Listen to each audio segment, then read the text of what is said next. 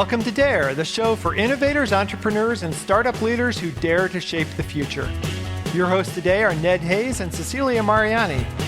Dare is brought to you by Darwaf, the superpower tech team that can make your vision a reality.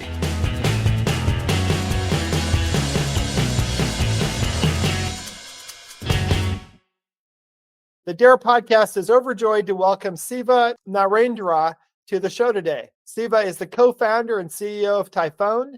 He's led the creation of world-changing digital banking platforms. He holds over 140 patents in digital banking, commerce, and blockchain. He's founded multiple companies, and through his work with banks and credit unions, he's really helped to create the world of open payment systems and digital identity that we know today. So welcome, Siva. Ned and Cecilia, thank you for having me. I'm pretty excited to talk to fellow software geeks. So, welcome to the show, Siva. Could you tell us about Tyfone? Give us a pitch for the company. Yeah, so Typhone's purpose is really to bridge a gap that exists. This is specific to the US market, but it probably has similar thesis elsewhere in the world. So we focus on the US market where even before the pandemic, majority of households would have preferred to have their money at a local community bank or credit union. But majority of them picked big banks, largely because of one only reason, digital convenience. So this gap between wanting versus doing has only gotten bigger going through the pandemic because communities have become even more important and digital has become even more important. So this gap, filling this gap is our purpose. And this inclusive approach is not just a trend, it is also substantiated with numbers. So it's a impactful approach, but it also is a commercially viable approach for the following reason. 60% of Americans live paycheck to paycheck. And at the same time, majority of us have our money with big banks. I mean, big banks have a purpose, don't get me wrong. The convenience of digital has been the sort of handcuff, if you will, to leave money with big banks. And over the last 10 years, US households have given up $600 billion in interest income. So our purpose is really to enable that money to move to community institutions that not only focus on shareholder value, but also focus on customer value. Right. So that's our purpose. We build digital tools, so community institutions are no longer disadvantaged when it comes to digital compared to the big boys. Great, thank you. So what's wrong with banking as we have it today? What's broken that need to be fixed? Okay, so what's broken is really, rather than saying what's broken, I would rather look at what progress can be made. Right. When it comes to financial services, I like to draw parallels with telephony, right? Especially in a mature market like the US.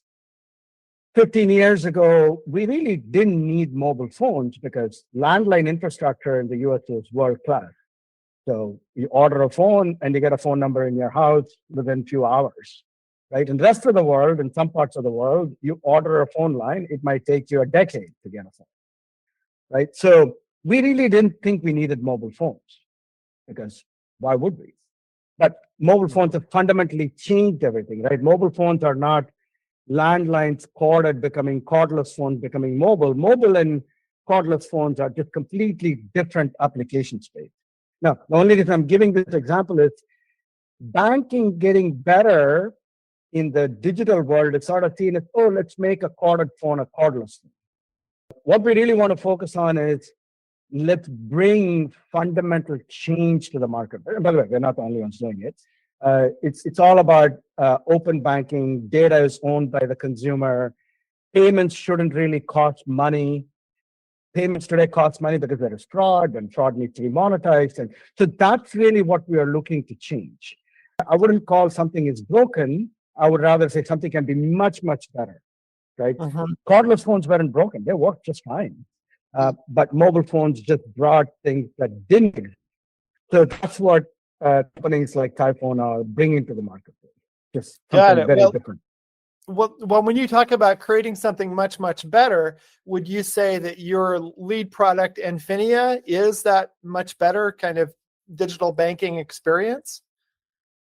I would say the Infinite digital banking experience is sort of the cover to the book.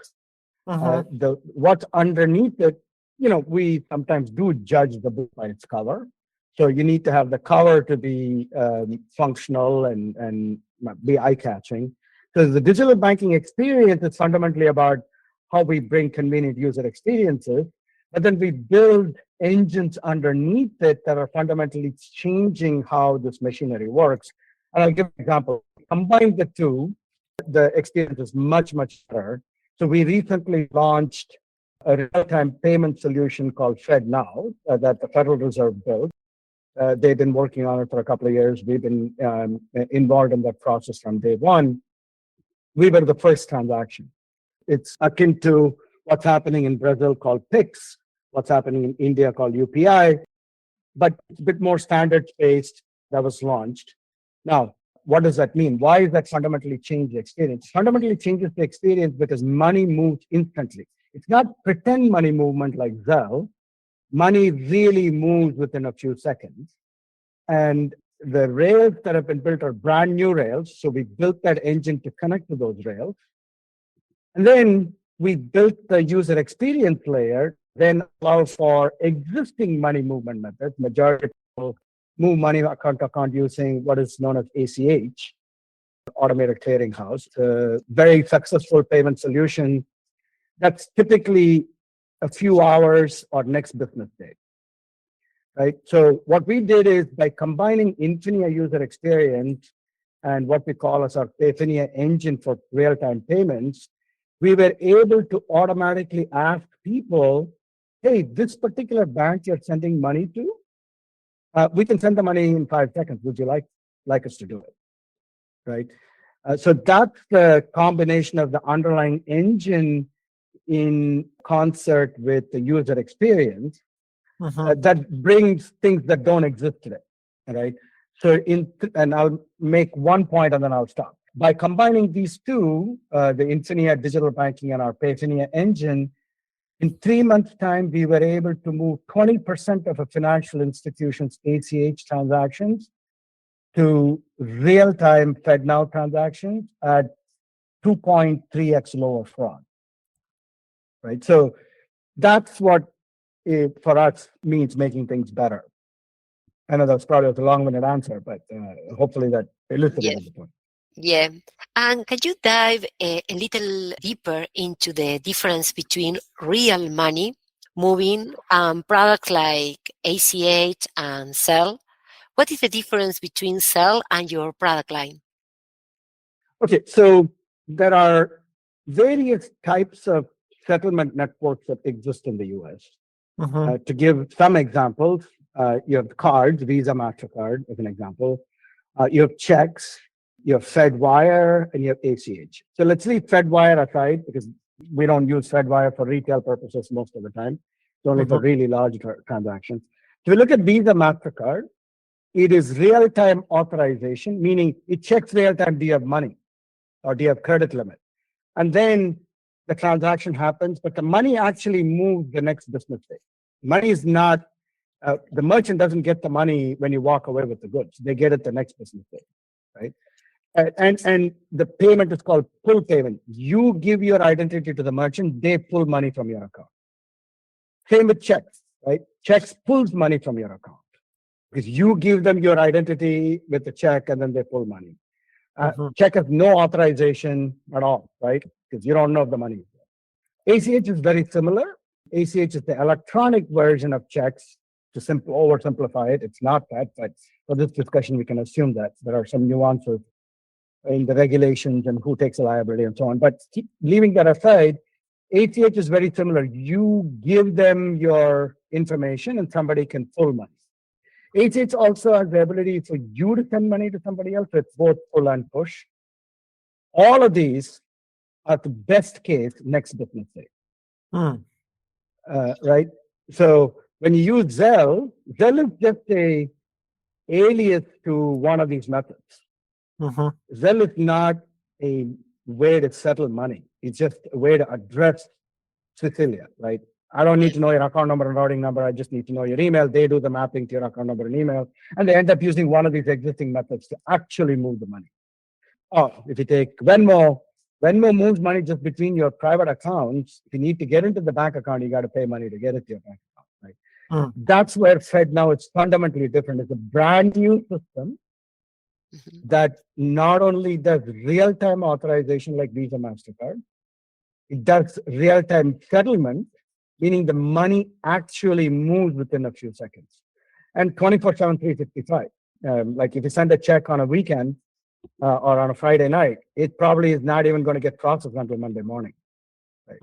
So those are the fundamental differences. And if I were to summarize it, two main differences, there are others. Push only, you can only send money. You cannot pull money. So it's just a lot more secure because the recipient gives the identity, not the sender. And the second really important thing is there is no reconciliation. If you talk to a financial institution, when you send the money and then the money actually moves sometime later, you got to compare and contrast, make sure everything happens. That's a lot of resources that financial institutions need. And FedNow, there is no reconciliation. So it's just infinitely more productive. Okay, thank you very much for explaining that, Siva. So this is very helpful. So do your customer understand the value you are offering at Tyfone? It is hard to explain the value to customers? That's a great question. It's not so difficult to explain the user experience layer. It's like when somebody comes to buy a car, they see, or when you judge a book by its cover, it's a lot easier to judge a book by its cover than actually read the pages. And so somebody's got to spend that time and be able to educate the market. Like, for example, in the case of FedNow, there's a lot of confusion in the market, right? It's brand new. It's only 3 months old, 4 months old. So there's a lot of confusion. Oh, it's like Zelle, isn't it? So Zelle moves money instantly, got a lot of fraud. Isn't FedNow the same thing? It's exactly the opposite on all those spectrums. So that education is slowly happening. We're working with our customers and the Federal Reserve to create educational sessions to educate the market. But your point is well taken. There's a lot of misconception about whether this real-time payment is something that's real. So. Right. Well, and some of the larger banks like Bank of America and Chase, et cetera, they have their own products. I mean, Zelle came out of an industry consortium, right? So they have a vested interest in promoting their products. So are you kind of providing a product that would be an alternative to the big banks? So I would sort of look at it this way. Zelle uses actual payment rails to settle. Zelle is just a directory. I shouldn't say just. Zelle is a directory, an important directory. Yes, it's owned by the big banks. There are a few thousand institutions that use Zelle. FedNow can be used by Zelle.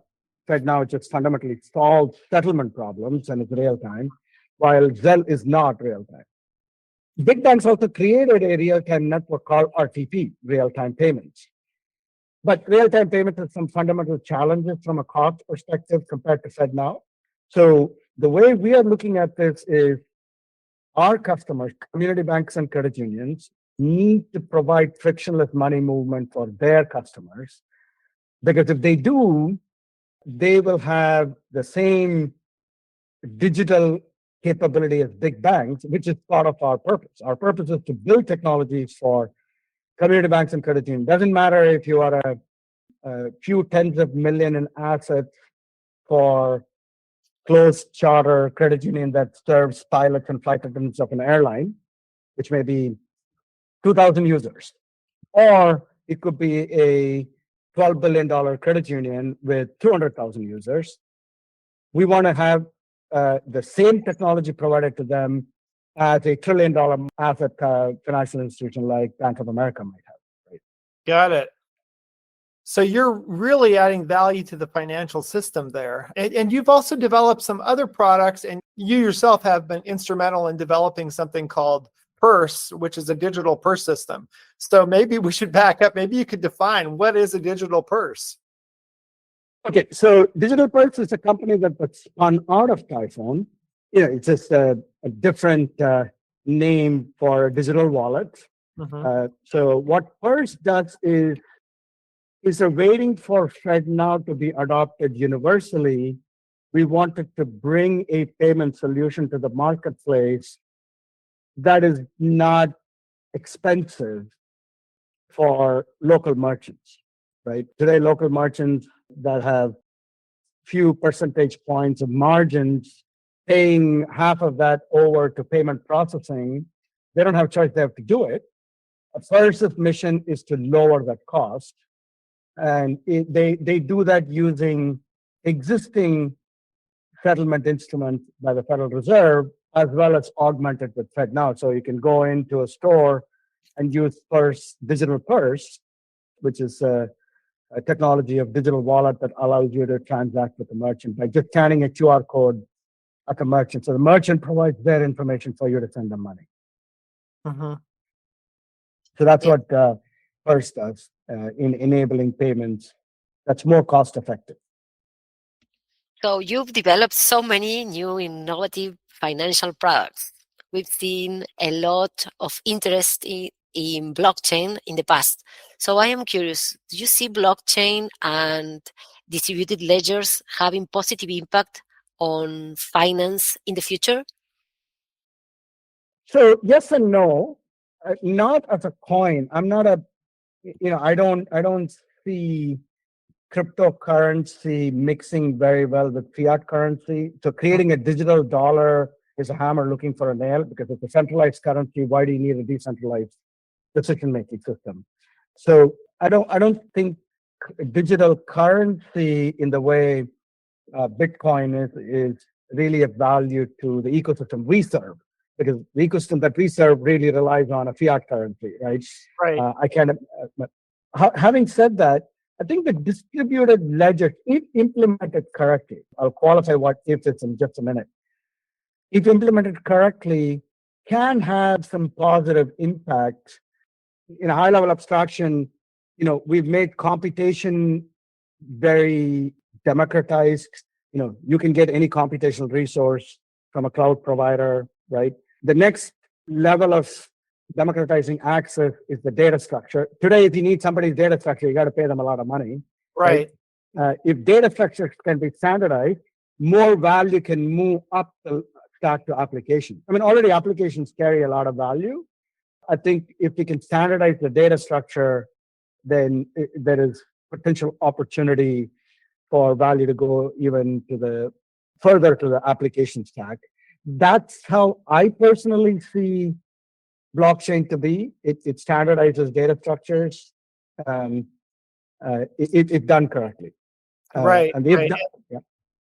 Yeah. So this implies that maybe some people have not done it correctly, because crypto, of course, had its moment in the sun, and I think there's a downturn. So any thoughts on that crypto downturn, and if crypto will come back in a new form or a new kind of instantiation? So I think, to me, again, this is just my view of it in limited analysis. Part of the thing that went wrong in crypto, or for that matter, even in blockchain, if implemented correctly part, there are three kinds of data, right? You have information, identity, transaction. Basically, this is me, this is how much money I have, therefore move it, right? Those three aspects of data should be decentralized in a distributed ledger world. If it were done that way, I think we would have been very successful leveraging that underlying thesis of decentralizing everything.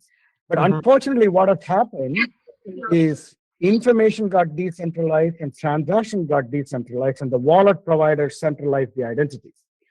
So now you have worse of both worlds, because centralized identity can be stolen and decentralized information nobody controls. So it sort of combined the worst of two kinds. Everything is centralized, so you can do something about it. If everything is decentralized, you don't have to worry about it. But if you centralize the identity and decentralize the other two things, you sort of mix two things that shouldn't coexist. But unfortunately, that's what it is. So the ledger system has to fundamentally change. Somebody's got to start something from scratch to redo the entire thing for it to be successful. Wow, that's a great analysis. So I'm curious about your background in finance. How did you get into the field of finance and money? So I wanted to be an artist, and my siblings convinced me that I won't make money being an artist. But luckily, I liked math, so I ended up becoming an engineer. And when I was doing my PhD thesis, one of the requirements was you had to do a minor in a different department. So you cannot do your minor in your core department. So I ended up doing a minor in the business school. And because I liked math, I naturally picked finance and modeling. Enjoyed that. That's what sort of led me to think about finance, but never really entered the financial services space. After finishing my graduate school, I was at Intel building energy efficient computing modules. But I really enjoyed the economic nature, the behavioral economics aspect, especially. So I had an opportunity to start Tyfone. It was really more a security company, but we needed an application for security and digital security, and we picked payments. And then that's now when I had a full head of hair and no gray hair. That's almost 20 years ago. So I just ended up learning along the way. So that's what kept me in finance. Wow, that's amazing. You are also the co-founder of the Oregon Digital Safety Net. So what is that all about? So ORDSN, it's actually a brainchild of my co-founder, Carol Benson. Carol and I met when I was building sort of the original incarnation of mobile payments, where we did a pilot with Google Wallet and so on. And when Carol retired, Carol is a well-known payments expert in the planet. When she retired, one of the things that she wanted to solve is bring what she calls as the evergreen digital identity to the marginalized community. Like, there are homeless people that would like to get a job, but when they apply for a job, if the store wants to give them that position, how do they call them? There's no phone number to call, there is no address, there is no email. So the idea of ORDSN, or Oregon Digital Safety Net, is to really provide digital identities without really tethered to devices, because you can't really provide them a phone and expect the phone will be around. Right? It's really to provide an evergreen set of digital identities that will, for those who want it. So whether they have the device with them or not, they can receive a phone call, they can get an email, they can get documents sent. So that's the thought process. It's in very early stages. Google has given us some seed money to go build out initial architecture. So that's the stage we're in right now. Wow, that's really impactful for all sorts of people who need to have a transportable identity and need to be able to do financial transactions, but may not own a house, may not have a solid grounding under them, but you're giving them, as it says, some sort of a safety net there. Thank you. Yeah, right, exactly. The thought process is, we all rely so much on digital tools. I think it's easier to bring that same level of access to those who are marginalized than trying to. Housing is a major problem, right? But we haven't figured out how to build houses for them. So for the addressability, at least in the digital domain, we can build capabilities. So when somebody applies for a job, really the job seeker will have the same level of access, whether they live in an apartment or a mansion or want to look for a job and they need a house. That's great. So I really appreciate the breadth of ideas that you're bringing to the table here. And I find it interesting that all three of us on this show today are former Intel employees. Maybe we bring some of that interest that Intel has in spreading across the planet in lots of different domains But since this show is about you, Siva, I'm curious if you could tell us any of your learnings from your time at Intel. Oh, Intel was a fabulous experience. I really enjoyed working at Intel. When I joined Folsom in the chipset group, I was in the rotation program, so rotated through different groups. The third group ended up being in Santa Clara. I want to say it was within the first 4 months is when the Pentium bug happened. So it was I'm going to use the word exciting, but I don't mean it that way. It was exciting to see nonetheless how Intel was not a very big company, but it was big enough how that company reacted to we got all trained for call center calls. We took calls from people that wanted their chip replaced. It was really a very dynamic environment when Andy Grove was running it. I learned a lot in sort of thinking through fundamental laws driving your business. Right? If your business is driven by fundamental laws, as long as you execute well, entrepreneurship is really, Wayne Gretzky put it, you need to know where the puck is going to be. So, but if laws dictate where the pucks are going to be, that problem is solved. Now it's about just executing. So I think Intel really taught me that, to really rely on foundational principles to predict where the puck will be and build technologies towards it. Oh, thanks for sharing your experience, Siva. So here is a big question. What's the future of fintech? Where do you see fintech going in 5 to 10 years? I think the democratizing of access to information and transactions, so there is no disparate wealth creation, is really where fintech is going to go. And I don't necessarily mean fintech as fintech companies. I mean finance companies that do banking today, credit unions, community banks, big banks, in combination with technology, whether it's built by companies like us or is built within the financial institution, will really create a level of access that will eliminate all of the, lack of a better word, the middlemen that really toll on both sides of the equation, right? I think that will fundamentally go away, which will lower the friction, will make the overall system a lot better and more efficient, more competition.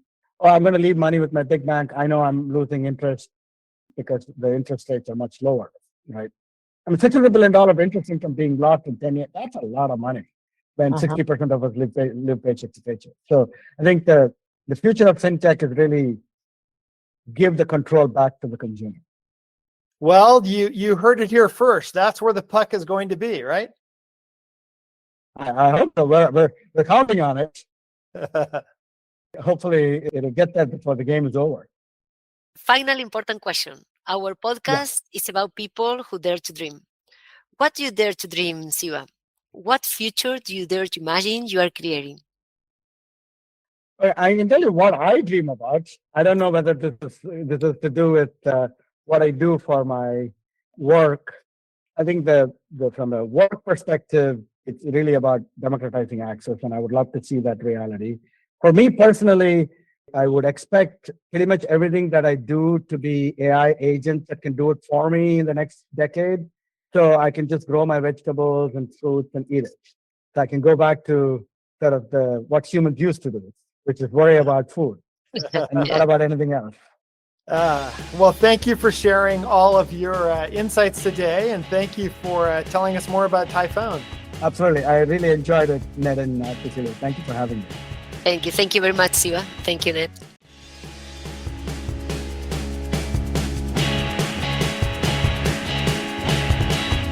Thanks to our guests today for their great insights on DARE, the podcast for innovators, entrepreneurs, and startup leaders. If you'd like your story to be featured on DARE, just contact us at info@darwaft.com. DARE is brought to you by Darwaft, the tech team that can make your vision a reality.